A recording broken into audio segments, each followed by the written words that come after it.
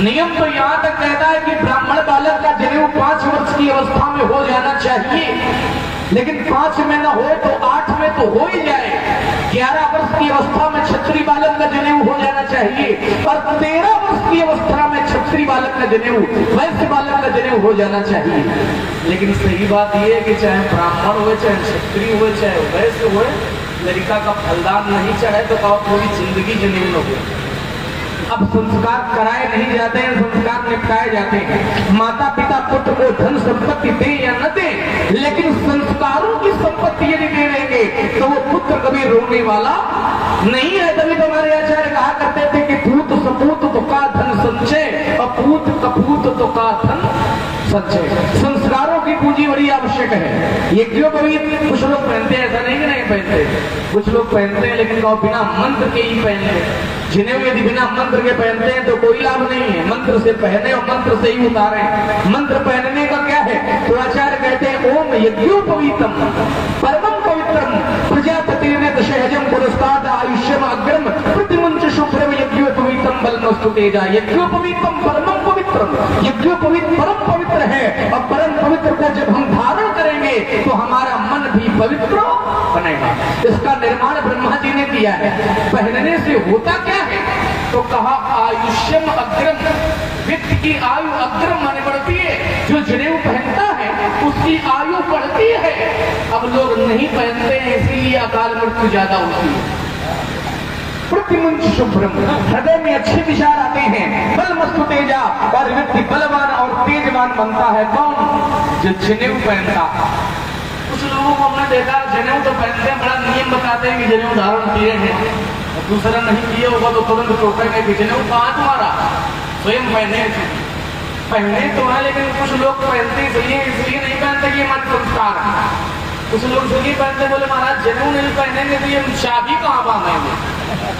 अब यज्ञोपवीत में यदि आपने चाबी बांध ली, माने एक गांठ अतिरिक्त लगा दी, दूसरे ब्रह्मा तुम बन गए, तो जनेऊ पहनने से फिर कोई लाभ, तो जनेऊ खंडित हो जाता है। ऐसी स्थिति में जनेऊ नहीं पहनना चाहिए।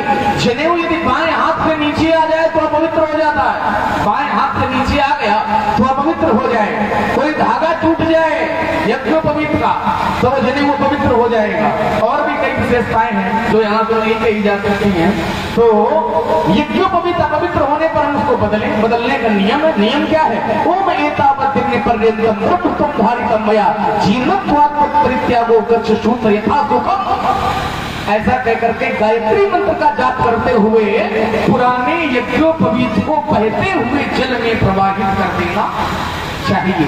ये यज्ञोपवीत की महिमा है। लेकिन एक चिंतन है, चिंतन ये कि हमारे सनातन धर्म में, क्योंकि बार बार नाम सनातन आ रहा है, सनातन धर्म में स्त्री का बायां अंग शुभ माना जाता है और पुरुष का दाहिना अंग शुभ माना जाता है। मनुष्य भी एक बाम अंग फरकन लगे, है ना, तो पुरुष का दाहिना अंग शुभ माना जाता है।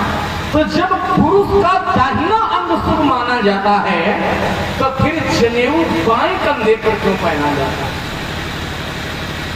चारनी बात है, एक बात है। दूसरी बात, जो जिसका विवाह हो जाए वो 6 धागे का जनेऊ पहने, और जो वीरताश्रम में माने जिसका विवाह नहीं हुआ है वो 3 धागे का जनेऊ पहने। जैसे परशुराम जी का जनेऊ 3 धागे का, और जिसका विवाह हो जाए तो वो 6 धागे का।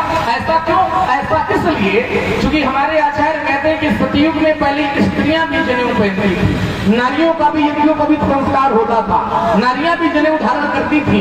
लेकिन जब से इंद्र की ब्रह्म हत्या के पाप का 1/4 भाग नारियों ने ले लिया, तब से नारियां अपवित्र मानी गई और नारियों का जनेऊ भी अब पुरुषों को ही पहनना। इसीलिए विवाह होता है तो कन्या के द्वार पर दुर्गा जनेऊ की व्यवस्था होती है। अब इनका तो विवाह हुआ नहीं तो क्या जाना ही सब बातें हैं, क्या होता है कन्या के द्वार पर, क्या नहीं होता है। तो ये यज्ञोपवीत की महिमा है। और हमारा धर्म है जो क्षत्रिय है, ये ब्राह्मण है, तो क्षत्रिय चाहे इतना बड़ा हो, ब्राह्मण छोटा क्यों ना हो, लेकिन ब्राह्मण श्रेष्ठ है।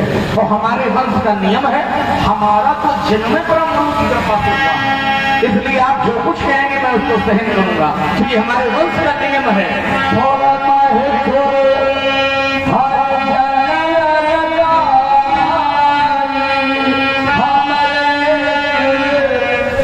पर न सुगाई।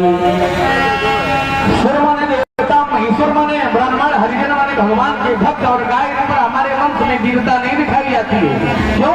क्योंकि ये ब्राह्मण है, यदि लड़ाई लड़ाएंगे हम जीत गए, जीत तो वैसे गए, हम यदि इनसे जीत गए तो हमें ब्रह्म हत्या का पाप लगेगा। लोग कहेंगे बताओ लक्ष्मण ने ब्राह्मण जी का वध कर दिया तो ब्रह्म हत्या का पाप लगेगा, हारने पर अपयश मिलेगा। माने इनसे हम जीत गए तब भी हारे, वो हार जाए तब तो हारे नहीं, तो इनसे लड़ाई लड़ने से कोई लाभ नहीं है। बधे पाप और पीर तिहारे, मार तो पाप परियो तुम्हारे। यदि आप मारोगे तब भी मां पे चरण पकड़ेंगे, लेकिन बेकार में धक्षा धनुष लिए उसकी महाराज कोई आवश्यकता है नहीं। तुम जो बोलते हो इतना कठोर बोलते हो, इतने कड़वे वचन बोलते हो कि हृदय में वज्रों के समान चुभते हैं, तो जिसके वचन इतने चुभते हो उसको अस्त्र शस्त्र लेने की कोई आवश्यकता नहीं है। कोट कोट माने करोड़, हरी ये सब हरी जरूरी है तो कोट वचन तुम्हारा और व्यर्थ धर्म धर्मवान कुठारा।